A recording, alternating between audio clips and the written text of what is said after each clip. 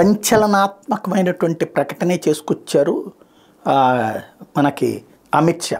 ఏదైతే citizenship amendment act Pakistan, Bangladesh, ఆఫ్ఘనిస్తాన్లలో వాస్తవంగా దేశం విడిపోయే నాటికి అవన్నిటిలో కూడా ముస్లిం డామినేటెడ్ కంట్రీస్ అయినాయి. అయితే అక్కడ విడదీయమని ప్రజలు కోరుకోవాలి, కానీ విడదీసేశారు.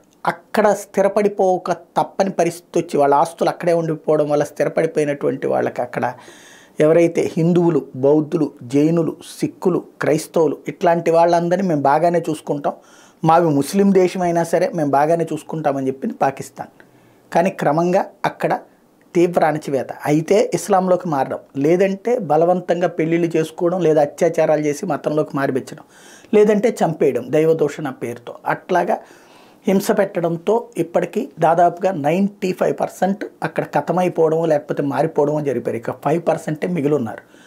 ఇలాంటి దశలో అట్లాంటి వాళ్ళకి ఇక ప్రపంచంలో హిందువులకి కానీ లేదా బౌద్ధులకి, జైనులకి వీళ్ళందరికీ కూడా ఉన్నటువంటి ఏకైక గమ్యం భారతదేశం కాబట్టి ఇక్కడికి రావడానికి అవకాశం కల్పిస్తుంటే ఇక్కడ పౌరసత్వ పరంగా చట్టాల ప్రకారం 10 ఏళ్ల పాటు ఉంటే కానీ పౌరసత్వం రాదు. అయితే 5 ఏళ్లకి వాళ్ళకి పౌరసత్వం ఇవ్వాలన్నటువంటిది నరేంద్ర మోడీ సర్కార్ తీసుకున్నటువంటి నిర్ణయం, తెచ్చిన చట్టం.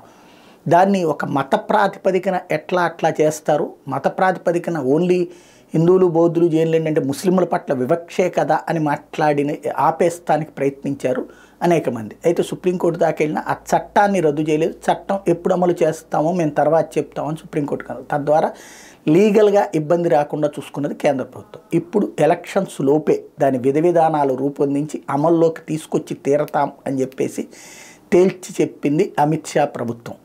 అంటే లేకపోతే నరేంద్ర మోడీ ప్రభుత్వంలో అమిత్ షా స్వయంగా తేల్చి చెప్పారు.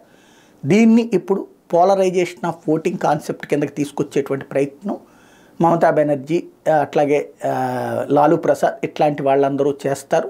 కాబట్టి ఇది రేపొద్దున మైనారిటీ, మెజారిటీ అన్నటువంటి ప్రాతిపదికన దేశ రాజకీయం మారినా ఆశ్చర్యపోనక్కర్లేదు.